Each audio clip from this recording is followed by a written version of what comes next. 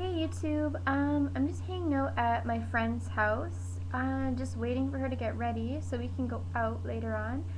But I just thought, I'd do another video for you. So, for Valentine's Day, one of the gifts my boyfriend bought me was this Sephora Favorites Lash Dash Mascara Deluxe Sampler. And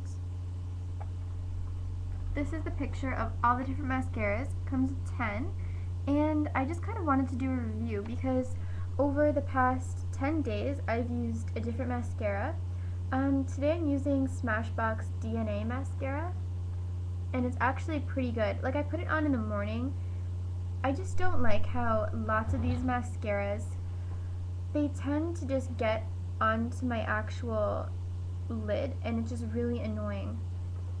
So just to cover it up, I'm so lazy, I just throw on a little bit of black eyeliner and it kind of covers it up, but whatever.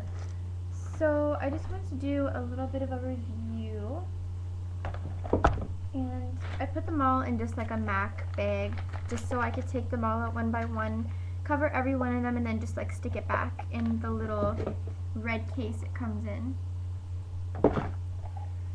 So which one should I start with first? I'll kind of do like a little draw. Okay, we have the Sephora Lash Stretcher. So I might have to make this video into two parts. This is part one. So this mascara wasn't too bad. It's just like normal Sephora brand, and it feels kind of like cheapy, I guess. Like, the smell doesn't really have too much of a smell. It's okay, like it kind of smells like fresh paint, just a little bit. That's the brush. You can see it's just kind of like curvy, like a regular drugstore brush would be. Like, nothing too fancy about it. I don't know, it just reminds me of regular drugstore mascara. It does give you kind of extensions like to your lashes, but I find that it's kind of chunky-ish. I don't know what it is. It's an okay mascara. It's something I'd just throw in my purse if I wanted to have a touch-up. So put that one away.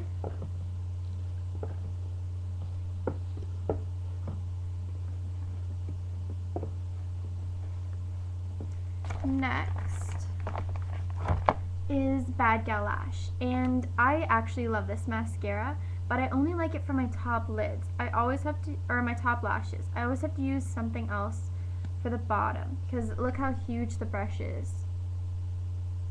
It's massive. So when you're putting it on, like, it's so hard not to mess up anything at the bottom. So it's good. Similar smell. This one is a little bit of a lighter smell, and just the bristles are very thick. But overall, like, this was a pretty decent mascara for volume. So I'll put that away. I don't know what hole it goes in. Okay. The next one is Urban Decay. I didn't like this one. First of all, I didn't like taking it out. You have to like stretch it and it slowly comes out. And similar smell again. Doesn't smell too funky, but the problem is the brush is just very weak. If you can see that, like I'm moving it around. I don't like that. And the brush is just it has the tiny, tiny little, like, rubbery bristles. I'm sorry, you can't really see. But overall, I just found it, like, it was okay. I kind of used it for my bottom lashes and that's it. It was okay. I'm just not too much of a fan. Next one is Tarte. I hate this mascara. I'm sorry if I sound really picky, but this one, when I was in the shower, I tend to take a shower and then use my makeup remover, and it was just crumbling in the shower. Like, I was getting little pieces all over, and it took me so long to take it off. And the brush is crap, like an Avon brush. I'm sorry, it's just like normal. Like, cheapy, like something I'd get at the dollar store. Like, you know? And I'm just being really honest here. And I don't like the container. It looks like a knockoff Dior lip gloss type of container or something. I've really hardly heard any good things about Tarte. Maybe I'll like something else of theirs. I just don't like the mascara.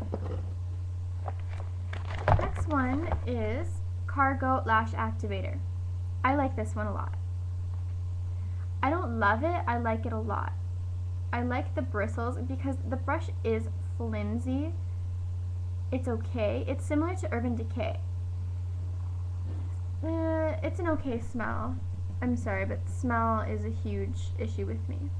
So again, it has a tiny, tiny little like rubbery fibers like the Urban Decay one had. And it's pretty good for bottom lashes. I would use this for top lashes as well because it seems like more for like precision. And I thought that was really cool. Sorry, I'm just sticking it back in its spot, trying to figure out which one it is. Next is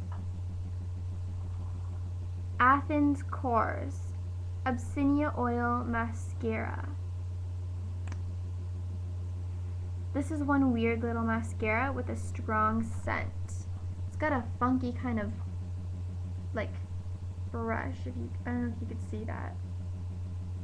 Like it's kind of weird, eh?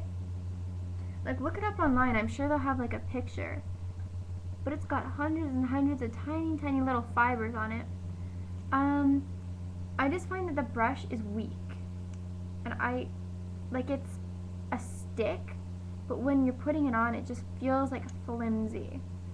And I have really long, thick lashes, so I just find it's a pain.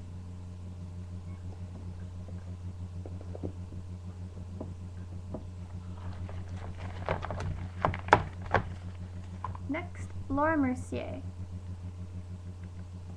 This mascara, first of all, it's so hard to even rate this. There's hardly anything. It's like a dried up, there's hardly anything in this tube. They only give you like 0.8 grams, and that's like nothing. And I felt it very light, and I'd have to put too many coats on to actually see a difference. It reminds me of the Bad Gal Lash, except the Bad Gal Lash is way better. Similar style brush, but not the same like effect.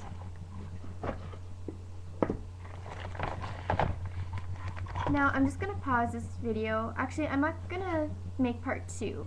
Sorry, this is like a live capture, so any retarded things I say, you're gonna hear. But thank you for watching part 1. I hope you watch part 2.